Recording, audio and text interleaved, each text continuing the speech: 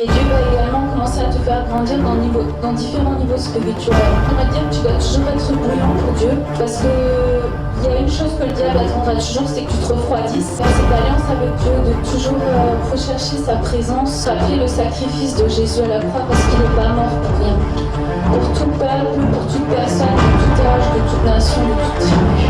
Allumer un feu dans ta vie où tu cherches la présence de Dieu. Les multitudes ne pourront te traverser, mais la présence de Dieu va faire de toi l'homme, la femme le plus heureux de la terre.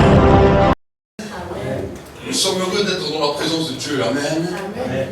Il n'y a pas de plus beau endroit que d'être dans la présence de Dieu. Amen. Amen.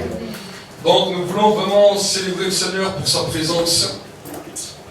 Nous voulons penser à tous nos frères et nos sœurs à travers les quatre coins du pays, à travers les quatre coins du monde, qui n'ont pas pu se rassembler. Et nous voulons avoir une pensée pour eux. Amen. Amen. Amen. Nous sommes dans la joie. Nous l'avons, je le dis toujours, c'est une grâce de pouvoir se réunir librement dans la maison de Dieu. Amen. Amen. Et des fois, curieusement, nous voyons que les gens utilisent cette grâce et à mauvais escient, parce que dans certains pays, c'est au prix de leur vie qu'ils vont adorer Dieu. C'est au prix de peut-être qu'ils vont mourir sur le chemin juste parce qu'ils ont une Bible ou juste parce qu'ils vont à l'église. Et nous qui sommes dans un pays où nous pouvons venir librement, on est arrêté par notre télévision, par nos émissions, par nos programmes, par tout ce que le monde nous propose. Et on a l'impression que Dieu honore ça. J'aimerais vous dire que Dieu n'honore pas ça.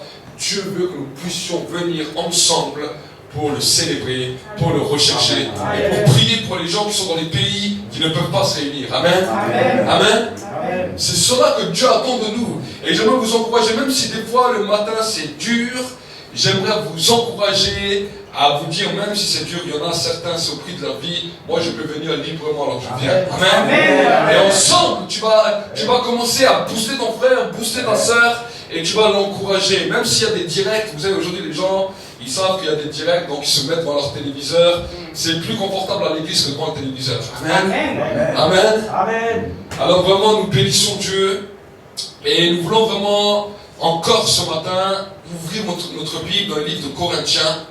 Nous allons passer au temps de la Sainte Seine.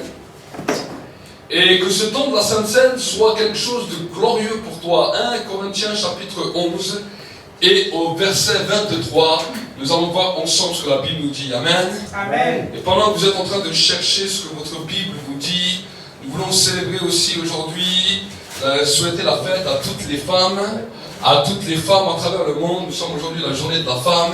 Et nous voulons célébrer les femmes, que nous puissions acclamer pour toutes les sœurs, dans l'église, pour toutes les femmes dans le monde. Amen. Et nous voulons bénir Dieu pour cela. Donc quand vous êtes arrivés, vous dites Amen, comme ça je sais que vous y êtes et on peut partir. Amen. Amen, vous y êtes. Amen. Donc la Bible nous dit la chose suivante, car moi j'ai reçu du Seigneur ce que je vous ai transmis. Le Seigneur Jésus dans la nuit, il fit livrer, prit du pain. Et après avoir rendu grâce, il le rompit et dit, ceci est mon corps qui est pour vous, faites ceci en mémoire de moi. De même, après avoir soupé, il prit la coupe et dit, cette coupe est la nouvelle alliance en mon sang. Faites ceci en mémoire de moi toutes les fois que vous en boirez. Car toutes les fois que vous mangez ce pain et que vous buvez cette coupe du Seigneur, vous annoncez la mort du Seigneur jusqu'à ce qu'il vienne. C'est pourquoi celui qui mangera le pain et boira la coupe du Seigneur indignement sera coupable envers le corps et envers le sang du Seigneur. Que chacun donc s'examine soi-même et qu'ainsi il mange du pain et boive de la coupe, car celui qui mange et boit sans discerner le corps du Seigneur mange et boit un jugement contre lui-même. C'est pour cela qu'il y a parmi vous beaucoup d'infirmes et de malades et qu'un assez grand nombre sont décédés. Si nous nous jugeons nous-mêmes, nous ne serions pas jugés, mais par ces jugements, le Seigneur nous corrige, afin que nous ne soyons pas condamnés avec le monde. Amen. Amen. Prions ensemble, fermons nos yeux.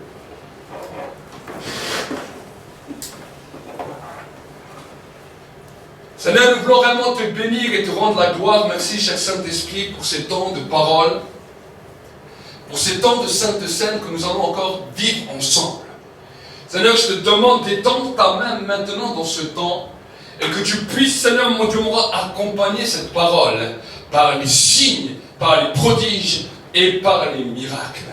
Seigneur, mon Dieu, mon roi, nous ne nous basons pas sur ce que nous raisonnons, mais nous nous basons sur ce que toi tu as dit. Nous voulons nous baser sur la dimension de ta parole et nous voulons que cette parole puisse encore nous éclairer ce matin, puisse encore nous saisir ce matin, puisse encore nous travailler ce matin, puisse encore nous faire du bien. Nous voulons te bénir et te rendre toute la gloire. Et Seigneur, mon Dieu, mon roi, nous voulons te célébrer parce que tu es Dieu. Au nom de Jésus-Christ. Amen. Acclame pour le Seigneur. Amen. L'apôtre Paul, alors qu'il n'était pas avec Jésus, il n'était pas avec Jésus ce jour-là, il n'a pas participé à cette Pâque, mais la Bible nous montre qu'à un moment donné, l'apôtre Paul reçoit une révélation. Il reçoit une révélation et curieusement dans sa révélation, il commence à donner tous les détails que les apôtres qui étaient avec Jésus ont oubliés.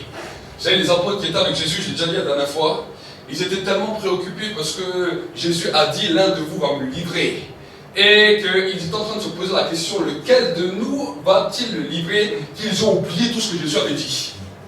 Ils étaient là présents. Ils étaient là en train d'entendre ces mêmes phrases, mais pourtant, si vous voyez les évangiles de Matthieu, de Marc, de Jean, vous voyez que certains des détails n'ont pas été mentionnés comme l'apôtre Paul l'a dit dans sa révélation. Et ils étaient tellement préoccupés à savoir lequel d'entre eux allait le livrer que les choses principales, ils les ont oubliées. Voici pourquoi, quand l'apôtre Paul était dans un temps de prière, il priait, Dieu l'a ramené en esprit dans ce temps où les choses étaient en train de s'arriver. C'est pour cela que quand l'apôtre Paul nous parle de ça, il nous dit, regardez ce qu'il nous dira. Il nous dira, car moi j'ai reçu du Seigneur ce que je vous ai transmis. Ça veut dire, il a reçu clairement, il a vu clairement toutes les choses qui sont passées et les choses que Jésus a dit. Et ce qui était curieux, c'est que les apôtres dans l'époque n'ont pas contesté, n'ont pas dit non, c'est faux, nous on était là, on a vu, on se rappelle ce qu'il a dit. Ils ont confirmé parce que c'est comme si leur mémoire s'est réveillée et ils se sont rappelés ce que Jésus a dit. Amen. Amen. Et les apôtres étaient étonnés parce qu'ils ont dit, mais nous on était avec le Maître et toi qui n'étais pas avec nous, c'est comme si tu étais présent avec nous parce que tu te rappelles exactement les choses comme elles sont passées. Amen. Et il y a quelque chose qui m'a frappé dans ce verset. La Bible nous dira dans le verset 26, car toutes les fois que vous mangez ce pain et que vous buvez cette coupe, vous annoncez la mort du Seigneur jusqu'à ce qu'il vienne. Amen. Quand j'ai lu cela, je l'ai lu plusieurs fois et plusieurs fois et plusieurs fois. Et au bout d'un moment, un jour, le Saint-Esprit m'a arrêté et il m'a dit, mais tu t'imagines, toutes les fois que tu prends part à ce repas, il y a l'annonce d'un décès. Amen. Il y a une annonce d'un décès. Et quand nous regardons dans la Bible tous les jours, l'annonce d'un décès fait mal. L'annonce d'un décès fait souffrir. L'annonce d'un décès amène la famille dans le deuil, dans le pleur, dans le regret. Mais pas que ça. En fonction de qui était la personne qui est décédée, il y a soit une tristesse plus profonde, soit une autre réjouissance qu'on appelle le partage de l'héritage. Amen. C'est fou. Comme 5 minutes avant, vous voyez le cercueil qui est là, le tombeau qui est là, vous voyez tous pleurer. Mais vous les voyez 1 semaine, 2 semaines après, en fonction de l'héritage, en fonction du notaire qui va venir, en fonction de l'héritage, vous les voyez, ils sont prêts à se battre, ils sont prêts à tout faire pour avoir leur part. Et j'aimerais t'annoncer quelque chose de glorieux. La mort de Jésus nous annonce quelque chose, un héritage bien plus grand, bien plus puissant que l'héritage d'une personne naturelle sur terre. Amen. Bien plus simplement que la vie éternelle, la mort de Jésus nous a tout donné. Tout ce qu'il avait dans le ciel, toute sa gloire, toute sa richesse, toute sa splendeur, tout ce qui lui appartenait à lui, nous appartient à nous. Amen. De riche qu'il était, la Bible nous dit, il s'est dépouillé pour nous enrichir. Dans bonne santé qu'il était, il s'est dépouillé, il est venu souffrir sur la terre pour te donner la vie, pour te donner la guérison, pour te donner le miracle, pour que tu puisses vivre pleinement sur cette terre. Amen. Amen. Amen. Et la Bible nous dit que chaque fois que nous prenons part à ce repas, nous annonçons ce temps. Vous savez, la mort de Jésus est extraordinaire. Parce que quand Jésus est mort, bien que certains pleuraient, là il y avait un des officiers romains qui l'avait cloué à la croix, qui était là devant lui. Quand il a vu que Jésus est mort, il était là, la conversion a commencé. Il a dit certainement, cet homme était le Fils de Dieu. Et la Bible nous dit que ça n'a pas arrêté. La Bible nous dit que la terre a tremblé tout entière. Le plus grand tremblement de terre jamais reçu. La terre était en train de recevoir un sang puissant qui était en train de dire: je pardonne aux hommes, je libère les hommes et je les rachète de la malédiction. Amen. Amen. Et les tombeaux de plusieurs justes qui étaient à Jérusalem se sont ouverts et ils sont sortis. On a commencé à voir Abraham qui commence à marcher, Isaac, Jacob. C'était pire qu'un film d'horreur. Imaginez, si vous voyez ça dans un film, vous dites bon, c'est de la science-fiction. Mais il y a 2000 ans, il n'y avait pas d'effets spéciaux. Il marche dans la rue, il marche à côté des cimetières. Tout d'un coup, il voit, voir une tombe s'ouvrir, ça doit être impressionnant. Mais imaginez, il voit les tombes s'ouvrir et il voit les morts qui sortent. Je ne sais pas quel genre de panique il y a dû avoir dans la Bible. La Bible nous l'embarque, alors nous des fois on le lit comme ça, mais imaginez la panique, imaginez que maintenant ça se passe à Strasbourg, avec tous les cimetières qu'il y a, les gens ils passent à côté des cimetières, tout d'un coup les tombes s'ouvrent toutes seules, parce que déjà une tombe c'est assez lourd, hein. Ça s'ouvre tout seul, et vous voyez les morts sortir, même si c'était dans la foi, même si t'es chrétien, tu vas être le premier à courir. Tu vas être le premier à courir. Et c'est ce qui s'est passé en Israël. Les gens ont crié, les gens ont hurlé. Tu m'étonnes que tout le monde est resté quelques jours après, tous enfermés. Tu vois les morts qui sortent, tu sais pas ce qui se passe. Tu ne sais pas ce qui se passe. 3 heures de temps, il y avait des ténèbres sur toute la terre. 3 heures de temps, la terre tremblait, les morts sortaient. La panique générale. Ils ont cru que c'était la fin du monde. Mais c'était que le début. Amen. Amen. C'était le début de la grâce qui avait commencé à souffler sur la terre. Amen. C'était le début de l'amour de Dieu qui commençait à se répandre sur la terre et qui n'a pas arrêté jusqu'à aujourd'hui. Amen. Et quand le même Saint-Esprit qui a ressuscité Jésus d'entre les morts est venu descendre dans l'église, la terre a tremblé, l'endroit où ils étaient a tremblé. Et les flammes de feu sont tombées sur chacune des têtes. Amen. Alors pendant que nous annonçons ce temps, alors nous allons nous réjouir. Amen. Amen. Parce que nous croyons que les morts vont sortir de leur tombeau. Amen. Il y a beaucoup de gens dans lesquels la vie nouvelle, ils ne l'ont jamais connue. Ils sont des morts, comme des morts vivants. Mais nous voulons déclarer que pendant ce temps de la Sainte Seine, dans ce village, dans ce pays, dans cette nation, des gens qui étaient morts puissent sortir de leur tombeau et connaître la lumière. Amen. Connaître la vie. Amen. Amen. Nous voulons prendre part à cela. Et quand tu prends part au pain et au vin, tu vas déclarer quelque chose. Tu dis: Seigneur, j'annonce un temps nouveau. J'annonce la mort de Jésus-Christ dans ma vie et la résurrection. Amen. Amen. Parce que nous annonçons les deux. Nous annonçons la mort, mais nous annonçons la résurrection. Amen. Amen. Vous savez, quand les gens ont vu ça, ils se sont dit: bon, il y a beaucoup de choses qui sont passées. Mais Jésus, on va le garder dans le tombeau. Et la Bible nous dit que les gardiens du tombeau, eux-mêmes, ont été choqués. Parce que non seulement la pierre ne s'est pas ouverte tout seul, mais ils ont vu des anges qui débarquent de nulle part, qui déplacent cette pierre, et maintenant, le Christ est sorti en roi, en vainqueur. Ils étaient par terre, ils regardaient comme ça, ils ne bougeaient plus comme des pierres. Eux qui étaient des soldats, qui étaient des légionnaires, quand ils ont vu ça, ils étaient choqués, ils étaient sidérés. Parce que le roi des rois et le Seigneur des seigneurs n'a pas été ressuscité simplement en disparaissant.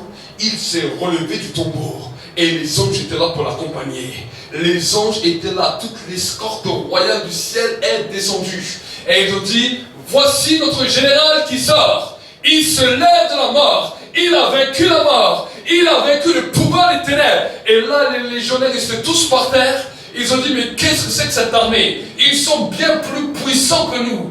Ils sont bien plus nombreux que nous. Nous ne pouvons rien faire. Ils étaient étonnés. Personne n'a pu retenir le roi parce que son armée était descendue. Amen. Amen. Amen. Amen. L'armée du roi des rois était descendue. Et j'aimerais te dire que cette armée, elle est là pour combattre pour toi. Elle est là pour être à côté de toi. Elle est là pour marcher avec toi. Alors ne marche pas dans la défaite, mais marche dans la victoire. Amen. Amen. Donc nous allons prier pour ce temps de Sainte Seine. Et que ce temps de Sainte Seine soit un temps de victoire. Que ce temps de Sainte Seine soit pour toi un temps de victoire. Assez le désespoir. Assez, tu sais, ta vie, des fois nous regardons nos vies et nous voyons dans nos vies l'échec sur échec, problème sur problème. La Bible nous dit que si tu es mort à toi-même, le problème est mort avec toi. Amen. Amen. Si tu es ressuscité avec Christ, alors commence à vivre aussi avec Christ. Et alors tu verras que toutes tes situations vont changer. Amen. Tu viens, mon frère Harry, juste pour prier pour le bien de Dieu. Amen. Que ce soit un temps de victoire. Joshua, tu peux venir juste pour jouer un petit peu. Seigneur, nous te remercions ce matin pour cette sainte scène et surtout, Seigneur, d'avoir fait couler ton sang pour nous sur la croix et que nous sommes au jour d'aujourd'hui, Seigneur, là pour te montrer que tu as construit une famille, Seigneur, qui va se battre pour faire grandir cette église et que ta mort ne soit jamais en vain, Seigneur. Je te bénis, je te loue, je te rends grâce. Soyez bénis. Amen. Amen.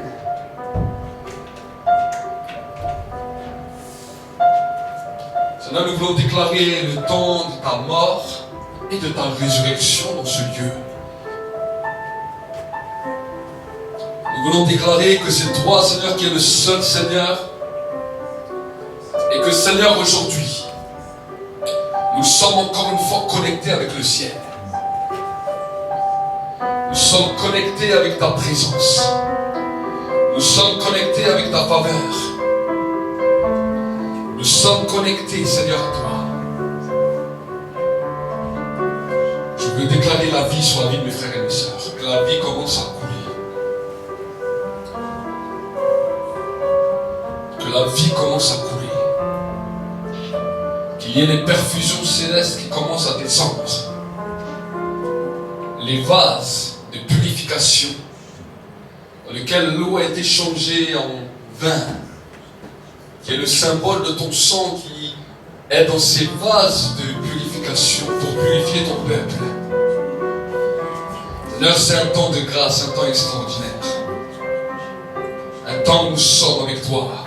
Alors mon frère, ma soeur, peut-être que là nous sommes dans le temps de la prière. Pendant le temps de la prière, tu vois des situations dans ta vie qui t'amenaient toujours le découragement, qui t'amenaient toujours vers le bas, qui te ramenaient toujours en arrière. Alors tu dis, Seigneur, là dans cette situation, je veux voir le changement. Je veux faire une alliance ce matin avec toi pour voir le changement dans cette situation. Je veux faire une alliance avec toi. Jésus, tu es mort pour moi, pour que ma situation change. Tu es mort pour que ma situation change. Tu es mort pour que mon problème change. Cela n'est pas en vain. Cela n'est pas en vain. Déclare-le, parle à Dieu. Parle à Dieu et saisis ta victoire. Saisis le temps de ta victoire. Saisis le temps de ta victoire. C'est le temps de la victoire. Alléluia. Je sens l'atmosphère de la victoire qui commence à couler. Je sens l'atmosphère du changement. Saisis-le maintenant. Saisis-le maintenant. C'est le temps de la victoire pour toi, mon frère, ma soeur. C'est le temps de la victoire. Le diable t'a trop menti. Le diable t'a trop menti. C'est le temps. J'entends une parole du ciel. Voici celui qui est mort et ressuscité vit à jamais. Il vit à jamais. Et il vit pour que tu vis. Il vit pour te donner la vie. Et la vie en abondance. Au nom de Jésus-Christ. Au nom de Jésus-Christ. Au nom de Jésus-Christ. Amen. Amen. Célèbre la victoire du Seigneur. Acclame la victoire du Seigneur. C'est la victoire. Amen. Avant d'aller plus loin, nous allons encore prier aussi. Tu peux juste encore jouer 2 minutes. Nous allons prier pour les dîmes, pour les offrandes qui sont amenées dans la maison de Dieu. Amen. Amen. Pour que ceux qui ont semé puissent voir le fruit de leur récolte, et ceux peut-être qui n'ont pas de quoi semer. Nous allons prier pour que Dieu vous donne de la semence pour que vous puissiez aussi récolter. Amen. Alléluia. Amen. Si tu as déjà donné, ben, c'est pas grave, alors mets ta main comme ça. Si tu as peut-être dans ta main, mets ta main comme ça et tu présentes cela à Dieu. La Bible nous dit que c'est une offrande, une adoration que nous amenons à Dieu, et quand nous l'amenons, Dieu va honorer. Tu présentes ça dans tes mains comme ça. Si tu as déjà donné, c'est pas grave, tu présentes dans les mains, et je vais prier maintenant pour que cette offrande, pour que cette adoration que tu as donnée à Dieu parle en ta faveur. Vous savez, il y a des choses que nous faisons quand nous semons à travers nos dîmes et nos offrandes. Il y a des choses qui se passent dans le monde spirituel, et cette dîme, cette offrande que nous donnons dans la maison de Dieu, ça parle en notre faveur. Ça prie pour nous. Amen. C'est notre sacrifice qui prie pour nous. Quand nous comprenons cela, nous allons voir qu'il y a des choses, des éléments qui vont prier naturellement pour nous. Des choses que nous avons faites, que nous avons données, qui vont se répertorier en notre faveur. Je vais prier. Seigneur mon Dieu, mon roi, tu vois toutes ces semences qui ont pu être dans l'église, que ce soit les dîmes, que ce soit les offrandes. Et je prie maintenant pour toutes ces semences. J'en ai dans ta parole que quand Isaac a semé, alors que même il avait semé dans un temps de désert, dans un temps de famine, il a récolté au centuple. Je prie maintenant pour tous ceux qui ont semé, que maintenant ils puissent récolter une récolte extraordinaire. Je parle du centuple. Je parle du centuple. Je prophétise pour eux au centuple. Et je déclare que cette semence va fructifier, fructifier, fructifier. Et que cette semaine, l'écluse du ciel soit ouverte pour eux. Et qu'ils puissent voir les bénédictions du nord, du sud, de l'est, de l'ouest. Qu'ils puissent voir ta main à l'œuvre puissante qui commence à se déverser sur la vie. Seigneur, je prie aussi pour ceux qui ne peuvent pas donner parce qu'ils n'ont rien. Je te demande de leur donner dans leur vie aussi de la semence, qu'ils puissent semer et qu'ils puissent récolter au centuple, comme ton serviteur Isaac a semé. Nous te bénissons, nous te rendons grâce, dans le nom de Jésus. Amen. Acclame Dieu et bénis-le pour tout ce qu'il te donne encore. Amen. Nous allons passer au temps de la parole de Dieu. Amen. Est-ce que tu es venu avec la faim et la soif de la parole de Dieu? Amen. Est-ce que tu attends que Dieu fasse quelque chose pour toi? Ah oui. Vous savez, Dieu donne toujours à ceux qui ont soif. Dieu ne donne pas à ceux qui n'ont pas soif. Dieu donne à ceux qui veulent servir et à ceux et celles qui ont réellement soif. Amen. Dieu est en train de chercher un peuple sur toute la surface du monde, pas un peuple qui se rassemble pour se rassembler, mais un peuple qui est assoiffé, un peuple qui a faim et un peuple qui dit « moi j'en peux ». Amen. Amen. Vous savez, avant que Jésus vienne sur terre, il y avait le temps de l'élection. Qu'est-ce que c'était le temps de l'élection? Il y avait un peuple que Dieu s'était choisi, qu'on appelait le peuple juif à cause des promesses des pères. Et la Bible nous dit que ce peuple, quand Dieu les a confrontés à sa propre parole, à sa propre personne, ce peuple a eu peur. Pourquoi? Parce que Moïse les a amenés sur la montagne. Il les a amenés au Sinaï et il leur a dit maintenant pendant 3 jours, vous allez vous préparer, vous allez vous sanctifier. Et dans 3 jours, Dieu va descendre et va parler. Le peuple a dit extraordinaire. Un Dieu qui vient nous parler. Un Dieu qui vient se manifester à nous. Pendant 3 jours, ils se sont préparés. 3 jours. Mais Dieu avait donné une indication. Moïse l'a dit, quand je vais descendre, qu'aucun ne touche la montagne. Parce que s'ils touchent la montagne, moi je connais leur vie. Je sais que leur vie n'est pas bien réglée. S'ils vont toucher la montagne, ils vont mourir. Le peuple, ils ont dit, ok, pas de problème. La Bible nous dit que les trompettes ont commencé à retentir ce jour-là. Le peuple a commencé à clamer. Ils ont commencé à donner des cris de joie. Ils ont commencé à taper des mains. La nuée est descendue jusqu'en bas. Là, les gens, ils ont senti la présence de Dieu la première fois. Waouh! Sentir la présence de Dieu la première fois. Ils étaient étonnés. Mais Dieu n'avait pas encore parlé. tant que tu ne sens que la présence de Dieu, mais que Dieu n'a pas parlé, c'est normal, ça te fait du bien. Oh, ça te fait les frissons, oh, ça te fait pleurer, oh, ça te fait... C'est extraordinaire. C'est pour ça que des fois, dans le temps de louange, les gens aiment parce qu'ils sentent la présence de Dieu, ils sentent que Dieu est là, ça les fait pleurer, ça les fait trembler, ça les fait tout ce que vous voulez. Mais le peuple était là. Dieu n'avait pas encore parlé. Mais à un moment donné, la Bible dit que Dieu a révélé sa parole. Dis avec moi, révélé sa parole. Révéler sa parole.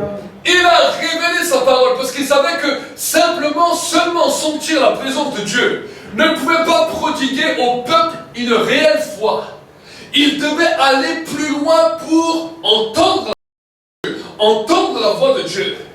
Mais curieusement, quand Dieu a parlé, ça ne s'est pas passé comme Moïse attendait. Dieu savait que le peuple allait réagir comme ça. Mais Moïse ne s'attendait pas à ça. Pourquoi? Parce que alors là, que la présence de Dieu était là, le peuple était là. Voici qu'à un moment donné, tous les gens qui avaient l'habitude de voler au milieu du peuple, qui étaient des bons voleurs, ils sont là dans la présence de Dieu. Voici que maintenant la voix du Père se révèle à travers la nuée et il dit, tu ne voleras point. Et là tu vois un paquet de gens qui partent en courant. Ah, ils partent en courant, ils vont se cacher. Là maintenant les gens ils disent, ah maintenant tu vois les voleurs, ils ont bien reçu sur leur dose. Il ne va plus jamais me voler mon âne quand je le mets dans ma tente. Mais ce n'était pas fini. Il y avait ceux qui convoitaient, ceux qui étaient adultères, ceux qui étaient menteurs. Tous les gens du peuple avaient un problème. Et tout d'un coup, la voix de Dieu se fait retentir à un autre groupe de personnes. Voici qu'il y avait les menteurs qui étaient là. Tous les menteurs, tous les gens du peuple les connaissaient. Ils savaient qu'ils racontaient beaucoup de bêtises. Ils savaient que chaque fois qu'ils parlaient, c'était pour blablater et raconter des bêtises. Tout d'un coup, la voix du Père se manifeste à ce groupe de personnes.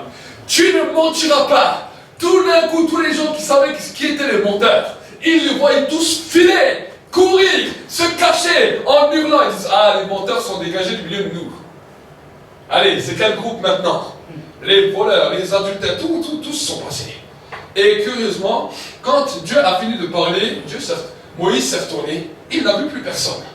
Plus personne. Tout le peuple s'est barré. Tout le peuple s'est caché. Ils sont venus chez Moïse, ils ont dit, écoute, on a un problème, Moïse. Que Dieu ne nous parle plus. Si Dieu continue à nous parler, on va tous mourir. On va tous mourir. Et des fois, on peut se retrouver comme ça dans l'église, un peu de la même manière. Vous savez, les gens, des fois, ils ont leur pensée, ils ont leur raisonnement. On peut dire bonjour à un frère, on peut dire bonjour à une sœur. Et là, on a des raisonnements dans nos têtes. Bon, lui, c'est peut-être un menteur. Lui, tu sais, il exagère un peu. Lui, il a peut-être tel péché. Mais nous ne voyons pas toujours nos propres péchés. Et dans ce temps, le peuple entier a vu qu'ils avaient tous des péchés. Oui, c'est aussi un pécheur, mais tout le monde savait que c'était un meurtrier. Tout le monde savait qu'il avait tué en Égypte. Alors lui, il était jugé d'autant plus, mais vu qu'il avait été envoyé par Dieu, donc voilà, on dit, bon, lui, il peut un peu plus rester là devant Dieu. Le buisson, là, il l'a assez brûlé. Il peut rester un peu là. Il est un peu plus que nous. Mais ils ont dit à Moïse, écoute, nous, on n'a pas besoin que Dieu nous parle. Va le voir toi-même, Dieu. Et quand il t'a dit ce qu'il t'a dit, tu viens nous l'annoncer, et nous, on fait ce qu'on veut après. C'est ça que le peuple est en train de dire. Et Dieu, quand il a entendu ça, il a dit, oh, si ce peuple avait toujours la même crainte pour m'obéir, ça serait extraordinaire. Mais il a dit à Moïse, il n'y a pas de problème. Il a dit, si le peuple a décidé ça, il n'y a pas de problème. Moi, je vais parler avec toi. Et quand toi, tu quitteras cette terre, dès que je voudrais me révéler au peuple, je me révélerai par un songe ou une vision à travers un homme ou une femme qu'on appellera un prophète. Et quand je me révélerai de cette manière, là je parlerai et j'annoncerai mes oracles au peuple. Mais il a dit au peuple, parce que vous n'avez pas pu ou voulu entendre ma voix, je me manifesterai à l'extérieur et vous verrez, quand vous marcherez dans le désert, la nuit, vous verrez la flamme de feu et la journée, vous verrez la colonne de nuée. Vous verrez une image de moi pour que vous puissiez toujours savoir que je suis là. Voilà pourquoi, si tu regardes dans l'Ancien Testament, tout le peuple d'Israël disait, quand nous allons adorer devant Dieu. Ils venaient apporter des prières dans le temple, ils venaient apporter des prières dans la tente de la rencontre, toujours devant Dieu, parce qu'ils voyaient une image visible, dans laquelle ils pouvaient s'imaginer que Dieu, et ils savaient que Dieu était là à cause de l'image visible, mais la voix percevait difficilement dans leur cœur. Amen. Et curieusement, aujourd'hui, nous avons l'impression que le peuple de Dieu veut suivre ces principes-là. Il veut suivre seulement la nuée. Beaucoup de gens, j'ai déjà entendu, qui m'ont dit, ah, c'est bien si on verrait la nuée, si on verrait la colonne de feu. Mais le peuple d'Israël, c'est parce qu'ils étaient incrédules à la voix de Dieu que Dieu est obligé d'agir comme ça. Amen. Et Dieu, dans son conseil, quand Jean-Baptiste est venu, et quand Jésus est arrivé sur terre, il a dit, maintenant le royaume de Dieu ne pourra plus se passer de la même manière, parce que je n'agirai plus selon une élection bien prédéfinie. Il dit, le royaume du ciel, à partir de Jean-Baptiste et jusqu'à aujourd'hui, le royaume du ciel est soumis à la violence, et ce sont seulement les violents qui vont s'en emparer. Amen. Seulement les volontaires, seulement ceux qui sont déterminés à aller franchir jusqu'à la montagne, à demeurer dans la présence de Dieu, pour entendre et percevoir le message que Dieu veut leur donner. Amen. Voici l'heure, et voici qu'elle est déjà venue, où les vrais adorateurs adoreront le Père en esprit et en vérité. C'est là de tels adorateurs que le Père cherche. Amen. C'est là de tels adorateurs que le Père recherche. Des hommes, des femmes qui sont violents. Sachant que le parvis est l'extérieur. Vous savez que quand nous voyons, là nous n'allons pas étudier tout le temple, mais un jour je vais reparler du temple, mais quand vous voyez le temple, vous voyez que le parvis, c'est simplement la zone extérieure. Et le psalmiste David dira dans le livre des psaumes, quand il parle des parvis, il a dit, j'entre dans tes portes, j'entre dans tes parvis avec la louange. Amen. Ceux qui restent uniquement dans la louange sont tout le temps dans le parvis. Mais dans le parvis, ce n'est pas là où la voix de Dieu résonne. C'est seulement l'extérieur, où le peuple voyait la nuée, où le peuple voyait la colonne de feu. Et beaucoup de croyants restent au parvis. Amen. Amen. Nous voulons aller plus loin. Nous voulons aller plus loin. Mais chaque fois que nous allons aller plus loin, cela va importer du sacrifice, cela va importer de la détermination. Et quand tu arrives plus loin, tu vas voir que la parole de Dieu n'est pas toujours si facile à entendre, si facile à obéir et si facile à accepter. Amen. Amen. Voilà pourquoi certaines personnes, quand ils lisent certains messages dans la Bible, certaines écritures de la Bible, il ferait mieux de découper la Bible que de raconter une révélation qui n'existe pas. Amen. Amen. Il y a des personnes qui ne sont pas d'accord avec certains versets de la Bible, alors ils vont te dire non, ça c'est bon, ça ne marche plus, ça c'est plus comme ça. Ils vont te raconter tout et n'importe quoi. Alors plutôt découpe les versets de la Bible que de dire des révélations qui n'existent pas, parce que sinon tu auras des comptes à rendre devant Dieu. Tu ne peux pas rentrer plus loin dans le temple et certaines des paroles de Dieu te dérangent. Si ça te dérange, tais-toi, attends que tu rentres plus loin avec Dieu. Quand Dieu parle, tu verras que ce que Dieu dit, c'est ce qu'il dit. Amen. Amen. Nous ne sommes pas là pour altérer la parole de Dieu. Par contre, nous-mêmes en tant que prédicateurs, quand des fois nous voyons que le peuple n'est pas toujours prêt à entendre tout, le Saint-Esprit nous dit, attends un petit peu, amène-les un peu plus loin avec moi. Quand ils sont prêts, je te dirai que tu dois leur dire. Amen. Amen. Il y a des fois certaines choses qui brûlent. Et le Saint-Esprit me dit, attends encore. Si tu vas trop vite, ils vont tous fuir. Amen. Amen. Donc alors on vous motive, on vous parle, on vous entraîne. Amen. Dans l'église ici, c'est ça aussi que Dieu m'a demandé de faire. Il m'a dit, amenez un peu plus loin dans la prière. Amenez un peu plus proche de moi. Quand je vais me révéler à eux, ils ne vont pas être fâchés contre toi. S'ils ne sont pas d'accord, ils ne pourront rien dire parce que c'est moi qui leur parle clairement. Amen. Amen. C'est au début, on va dire un petit peu les erreurs que j'ai faites au début de mon ministère. Moi, je cherchais Dieu, je rentrais avec Dieu, je rentrais dans la dimension du jeûne, de la prière, je sortais en feu, avec des messages puissants.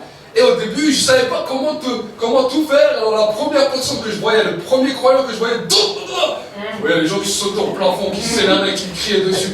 Je me dis, qu'est-ce que j'ai fait de mal? Je dis, Seigneur, je sors du temps de la prière. Toi, tu me donnes des révélations puissantes. Je parle à des frères qui ont l'air chauds.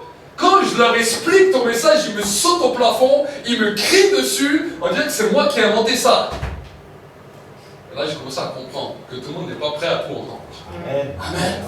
Tu m'as dit, tout le monde n'est pas toujours prêt à tout entendre. Amen. Mais le message que je vais vous donner aujourd'hui va quand même vous hérisser un peu les poils et va quand même vous remonter un peu les cheveux, parce qu'aujourd'hui nous sommes dans un contexte qu'on appelle un contexte mondial dans lequel les gens sont dans une crise, les gens sont dans une peur, les gens sont dans une panique à cause de ce coronavirus et de toutes ces choses qui sont en train de se passer. Et moi, j'ai passé du temps dans le jeûne et la prière, et je ne savais pas ce que Dieu allait me dire. Amen. J'ai passé 14 jours dans le jeûne et la prière, et pendant ces 14 jours, moi je voulais faire plus, mais bon, cette fois-ci Dieu n'a pas permis que je fasse plus. J'avais des fois déjà fait plus que ça, et j'avais tenu, mais là cette fois-ci, Dieu m'a arrêté un peu avant. Mais une chose est claire, c'est que pendant ce temps où je priais, où j'ai jeûné, pendant ce temps, Dieu ne m'a pas beaucoup parlé pendant les 14 jours. Mais le 13e jour, alors que j'avais déjà prié le matin, le soir, j'avais envie de prier. Et je suis allé dans le temps de la prière. Et quand j'ai commencé à prier, à peine j'ai commencé à prier, le feu m'a visité. Le feu est tombé sur moi. Le feu est tombé dans toute la chambre et pendant 3 heures de temps, le feu n'a pas arrêté de me visiter. Le feu me visitait, des vagues de feu me remplissaient chaque parole que je disais, chaque mot que je disais, le feu me visitait, ça brûlait tout mon corps. Tout mon corps. Et quand je suis sorti de ces 3 heures, c'était vraiment impressionnant. Je suis sorti de ces 3 heures, je suis allé dans la salle de bain, mes enfants ils sont en train de se brosser dedans, mon corps il y avait de l'électricité dans tout mon corps, je ne tenais même plus debout, je marchais, le corps il tremblait tout seul. Tu vois, ça y est, qu'est-ce qui m'arrive? Je tremble tout seul. Je suis arrivé dans le lit, je me mets dans le lit, mon corps il tremblait tout seul. La main droite, la main gauche. Je pense Saint-Esprit, le corps il fait des détonations, des vents qui commencent à venir. La puissance commence à se manifester. Comme ça, je ne sais pas combien de temps, je sais que je me suis endormi comme ça. Et le lendemain, quand je me suis levé, le corps avait tellement été épuisé à cause de la présence de Dieu. Parce que vous savez, quand vous êtes dans la présence de Dieu, le corps, au bout d'un moment, il ne supporte pas toujours.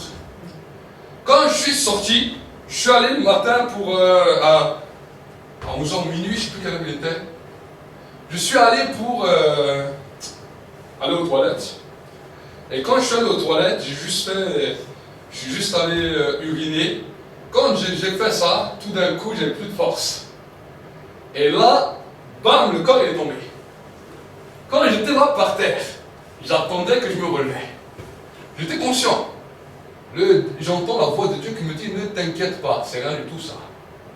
Il m'a dit, tu n'as juste plus de protéines dans le corps. Il a dit, quand tu as des protéines dans ton corps, il m'a dit, c'est ça qui te permet de rester debout. Il a dit, toi, t'en as plus. C'est normal que tu es tombé. Il a dit, ne t'inquiète pas. Je me suis relevé, je suis arrivé à la cuisine, et là, je suis tombé une deuxième fois. Vraiment. Et là, le Saint-Esprit m'a redit la même chose. Il m'a dit, ne t'inquiète pas, tu as seulement un problème de protéines. Alors, je dis, ok. Je suis remonté, j'étais tout heureux dans la chambre, mais je marchais comme ça. Et quand mon épouse avait dit, non, tu ne peux pas rester comme ça. Et ensuite, je crois qu'elle avait appelé les SAMU, je crois que c'est ça. Ouais, elle avait appelé les SAMU sont venus, parce que voilà, vu que j'étais tombé, ils sont venus. Et ils m'ont vu, j'étais en forme quand même, je parlais avec eux, normal. Ils m'ont emmené à l'hôpital. Et quand ils m'ont emmené à l'hôpital, j'ai encore pu parler avec le gars du SAMU, je lui prêchais. Quand on arrive à l'hôpital, ils ouvrent la porte du SAMU, moi j'étais en train de poser les mains sur le gars du SAMU et j'étais en train de prier pour lui dans la voiture, dans la camionnette. Et je suis arrivé, ils m'ont laissé là. Et c'est là où je remercie à tous les frères et les sœurs qui ont prié pour moi. Ils ont juste vu que ma tension avait descendu. Ma tension était passée à 10. Et quand ils ont vu ça, j'ai envoyé mon épouse a envoyé un message. Les frères et sœurs ont prié. Juste avec la prière, ma tension est remontée. Ma tension est remontée. Quelques heures après, j'ai vu qu'ils n'ont rien fait. Je suis allé voir, j'ai dit écoutez, je ne peux pas aller voir mon médecin traitant. Je dis que là, j'attends pour rien. Il me dit s'il n'y a pas de problème, en contrôle votre tension, si votre tension est remontée, vous pouvez sortir. Ils ont contrôlé ma tension. Ma tension, vu qu'elle était remontée, ils m'ont dit c'est bon, vous pouvez sortir. Je suis sorti. Et je suis allé voir mon docteur. Voici qu'est-ce que le docteur me dit. Avant que je suis allé voir le docteur, on avait envoyé même des messages, même à un pasteur qui était au Québec. Le pasteur du Québec, Dieu lui a dit, ne t'inquiète pas pour mon serviteur, il a seulement un problème de protéines. Je suis arrivé chez le docteur, et le docteur, mon épouse était à côté. Moi, j'avais dit les choses que Dieu m'a dit avant. Elle m'a examiné, elle a fait tout ce qu'elle avait à faire. Elle m'a dit la seule chose, le seul problème que vous avez, c'est que vous avez un manque de protéines, il faut manger de la viande. Je suis sorti de chez le docteur, je dis à ma femme, je me dis, moi, j'aurais pas eu besoin d'aller voir chez le docteur. Dieu m'a dit déjà avant que le docteur me parle ce que j'avais. Alors que je ne suis pas médecin. Je connaissais même rien à ça. Moi c'était l'étonnement. Dieu m'explique les choses comme ça dans la médecine, il me dit, ne t'inquiète pas. Et après, quand j'ai parlé avec des frères et sœurs, certains m'ont dit, ah, tu as fait autant, mais tu es fou. Tu peux mourir. Certains m'ont dit, ah, je connais des gens qui sont morts, hein, attention, hein, quand tu jeûnes comme ça, tu peux mourir. Les gens, ils ont commencé à me... Certains, ils n'ont rien dit, ils ont prié. D'autres, ils m'ont dit, non, non, attention, c'est dangereux. Et là, j'ai commencé à voir autour de moi. Et quand je suis allé devant Dieu, Dieu me dit, mais tu vois, c'est ça le problème de mon peuple. Même des fois, les gens, ils parlent de la foi. Mais je vais te dire une chose, aucune personne, s'ils viennent jeûner pour me chercher moi, ne peut mourir. S'il jeûne pour un problème de maladie, s'il jeûne pour un problème familial, s'il jeûne pour un de ses problèmes à lui, là il peut mourir, oui. Mais si une personne vient jeûner pour me chercher moi, jamais il peut mourir. Amen. Amen. Il m'a dit là, tu vois déjà, les gens sur qui tu pourras faire confiance et les gens qui ont encore besoin de grandir. C'est ce que Dieu m'a dit. Et ensuite, bien sûr, on a pu voir tout un tas d'éléments qui sont déchaînés ces dernières semaines. Hein. Vous entendez la radio, ils ont critiqué nos frères, nos sœurs, ils ont commencé à parler même de nos frères et nos sœurs qui ont été touchés par tous ces problèmes de pandémie et de tout ce qui est en train de se passer. Et alors que j'étais dans la présence de Dieu, voici que Dieu commence à me parler. Il me dit, j'ai permis que tu as fait ce temps de jeûne et de prière pour te préparer à recevoir ma parole. Il a dit, mais maintenant je vais t'expliquer certaines choses qui sont en train de se passer et que beaucoup de gens de mon peuple ne comprennent pas. Pourquoi même des croyants sont touchés? C'est vrai que c'est étonnant. Tout le monde disait, non, tout le monde sera touché sauf les croyants. Autant on a vu que même ici dans notre pays, les premiers qui ont été touchés, ça ont été des croyants. Et on se pose la question. La peur est venue, vous voyez, on voit dans les réseaux sociaux, la peur est venue dans beaucoup d'églises, à travers notre nation, notre pays. La peur est venue partout. On a l'impression que d'un coup, tout le monde s'est réveillé et que tout le monde commence à paniquer, tout le monde commence à avoir peur. Une des premières choses que Dieu m'a dit, et peut-être ça va vous choquer, ça va vous faire secouer les poils de tout votre corps. Dieu m'a dit, ce n'est pas la prière qui amène une protection sur la vie d'un homme. Écoute bien ce que Dieu m'a dit. Ce n'est pas la prière qui amène une protection sur la vie d'un homme. Ce n'est pas parce que tu pries que maintenant tu es immunisé de tout. La preuve, nous sommes devant une situation devant laquelle beaucoup d'hommes et de femmes prient. Hein, c'est ça qu'on nous a enseigné pendant des années, qu'on a entendu pendant des années. Si tu pries, tu vas prier, tu es sûr que quand tu sors, aucun problème ne t'arrivera, aucun virus ne t'arrivera, rien ne t'arrivera. Ça attaque le monde. Nous sommes le peuple de Dieu. Ils prennent les versets de l'Ancien Testament. Oui, que 1000 tombent à ta droite, ils ne te toucheront pas. Les gens, ils récitent des choses comme ça sans rien comprendre. j'ai vu des gens qui ont resté beaucoup ça, qui ont été touchés par les mêmes choses. Dieu m'a dit, dis à mon peuple, ce n'est pas la prière qui va vous protéger. La prière est simplement un élément pour pouvoir s'approcher de Dieu. Écoute bien. Ce n'est pas la prière qui nous protège. Par contre, nous allons voir ensemble qu'est-ce qui va nous protéger. Amen. Amen.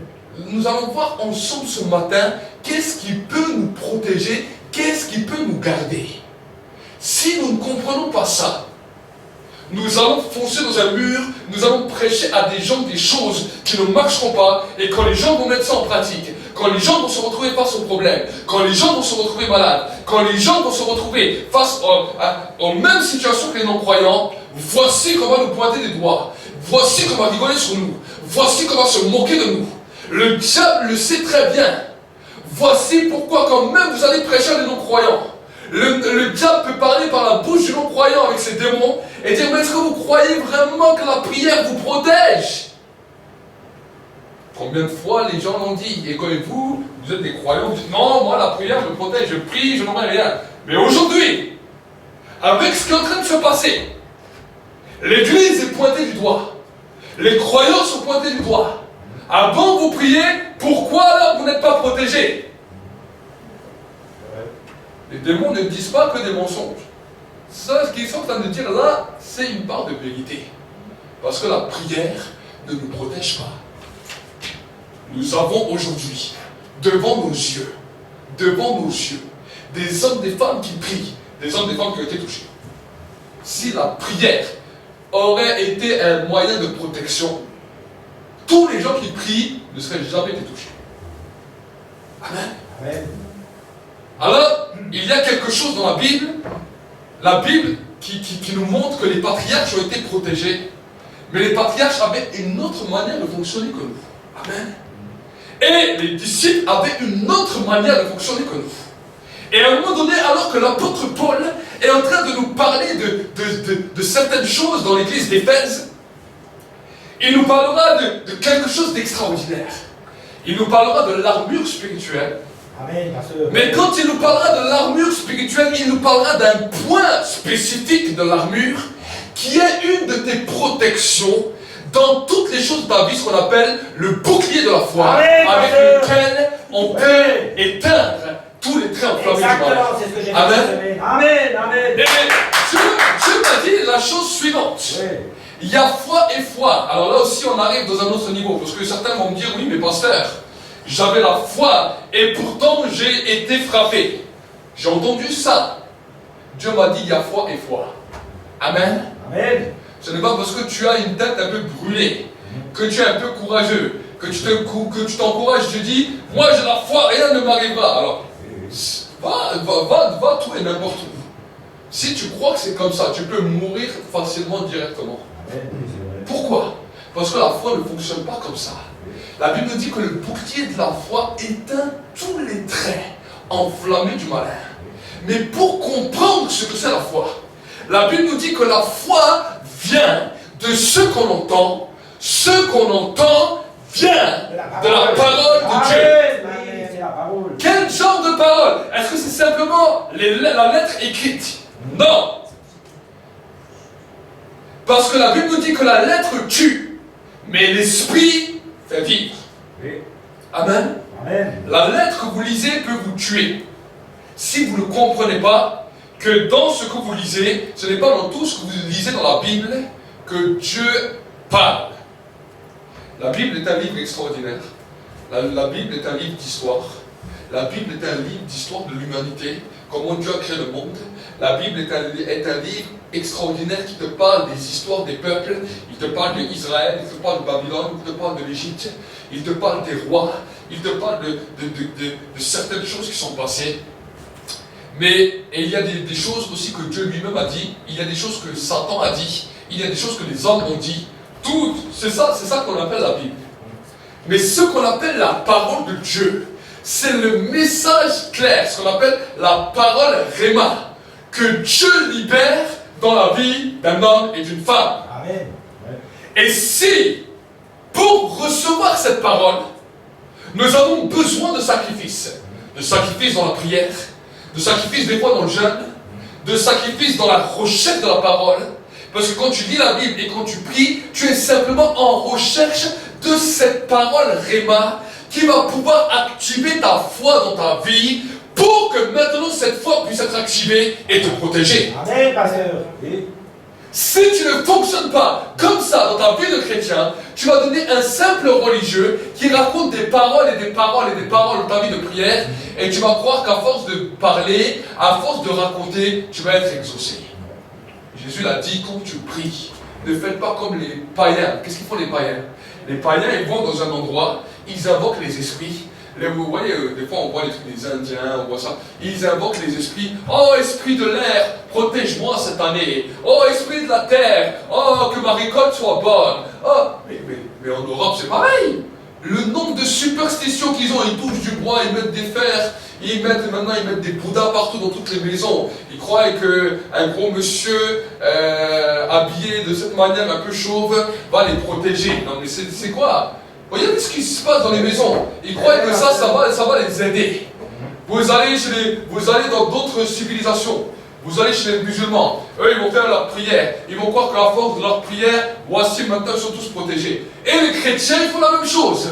Nous, on vient à l'église, si on est le peuple de Dieu, même des fois les prédicateurs qui disent ça, si on est là au milieu du peuple de Dieu, oh, ça peut toucher tout le monde, nous, ça ne nous touchera pas. C'est quoi ces genres de mensonges qu'on est en train de dire aux gens? Ce n'est pas les choses que Jésus a dit. Jésus a dit, quand tu pries, ne sois pas comme les païens qui croient qu'à force de répétition, ils vont être exaucés. Ne leur ressemblez pas.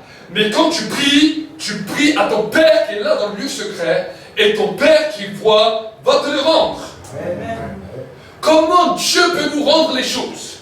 Vous savez, la manière d'agir de Dieu est extraordinaire. Et si nous ne comprenons pas comment Dieu agit, nous risquons d'être faibles sur terre et d'être détruits. Parce que la Bible nous dit dans le livre des psaumes que ceux qui connaîtront leur Dieu seront puissants. Amen. Amen. Quelle est la manière dans laquelle Dieu peut nous répondre? Dieu nous répond en deux manières.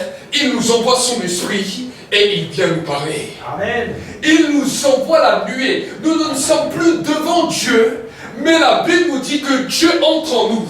La nuée que le peuple d'Israël a vue, la flamme de feu que le peuple d'Israël a vue la nuit, va venir descendre en toi, va venir rentrer en toi, va venir s'incorporer en toi, pour que maintenant, quand tu commences à adorer, tu es comme le peuple qui est dans la montagne, seulement c'est à l'intérieur de toi. Les fleuves d'eau vive vont jaillir à l'intérieur de toi. Et à ce moment-là, quand tu commences, la nuée descend. La nuée, elle descendait de la montagne, mais à l'intérieur de toi, elle commence à monter. Elle commence à monter. C'est là où tu commences à sentir une vie qui commence à jaillir de toi.